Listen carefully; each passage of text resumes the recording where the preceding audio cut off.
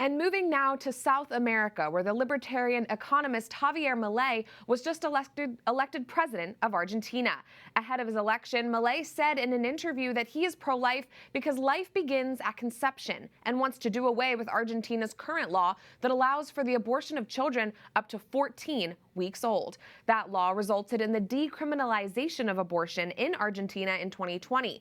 But pro-lifers in South America hope that Milei's election signifies that the tides of public opinion are turning in favor of the unborn. And we're joined now to discuss this by Gualberto Garcia Jones. Gualberto, thank you for being here. The president is known as a political lightning rod and has been compared to former President Trump before. So what can be expected of his pro-life policies? Well, it's a very interesting situation.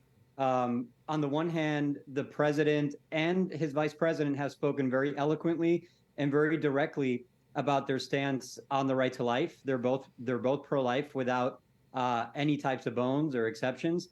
But on the other hand, they have the political reality that they have to deal with a very divided legislature, and therefore they have spoken in interviews and in debates about having different terms for the actions that they want to propose, and short term, middle term, long term.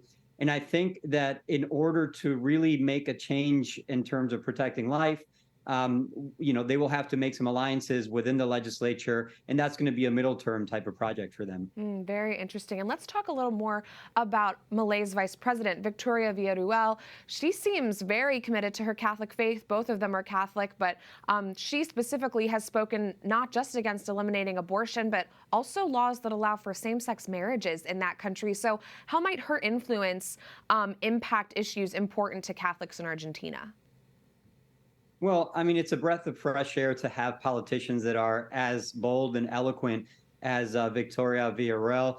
She, as you said, she's given a very consistent stance on Catholic teaching, but really on, the foundation of society in terms of family values. And these are values that I think most of Argentinians do share, and that were stripped away just in the last couple of years through very intense lobbying efforts, oftentimes supported by international organizations and a lot of international money coming into Argentina.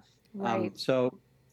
She's great. I think, the fact that she's a woman and that she's fearless and bold is just a breath of fresh air, and I think they're going to do great things. I'm very hopeful. And speaking of that lobbying effort to allow abortion in Argentina, the pro-abortion movement in South America broadly is known as the Green Wave, and they wear green scarves. One activist actually went so far as to place her green scarf in the hands of Pope Francis. Now, the Pope has said that a woman obtaining abortion is similar to hiring a hitman.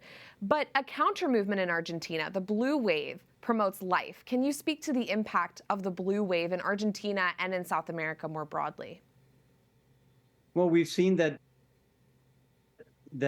pro-life activism has, really risen in the last couple of years. I think for a long time, people of faith and pro-lifers in general just assumed that these values would hold. And because of the incredible attacks, again, largely supported from the U.S. and from Europe, the pro-lifers have had to organize, and they've done a great job with in Latin America, as you mentioned, they reference themselves by these sort of bandanas that they wear around their necks.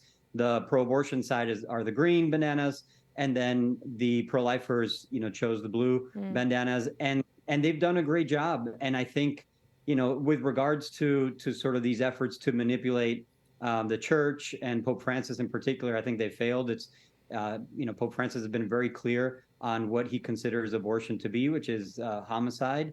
And so, I think the blue bandana team has an ally in the presidency and the vice presidency right now in Argentina. And really, I think that they have a majority of the population with them, but they do have a battle ahead because, the option that the president, that Milei is mentioning, is a ballot sort of referendum at the national level. And to do that, first, they have to go through the legislature. So the process is such that first the legislature has to approve the referendum, and then they have to go to a national vote on this issue. And we know, how committed the pro-abortion forces are to those efforts, how much money they're going to pour into it, how biased the media is. So, it's a movement that needs to be supported. I know American pro-lifers are coordinating with them, and we really need to support them because the opposition is supporting, each other. So we have a strong battle ahead. But, thankfully, they really do have pro-life champions now in Latin America. And I think that's going to inspire the rest of pro-lifers in Latin America to raise up the pro-life flag. Right, right. And Gualberto, it's been 3 years now since Argentina kind of bucked the pro-life norms that we've known to be true in South America for so long. For decades and decades, they've protected life. Now Argentina in 2020, as we've been speaking about, passed a law legalizing abortion in one of the largest economies on the continent. So what could the overturning of such a law, should Milei and Villarruel's policies get through, what would that mean for the region?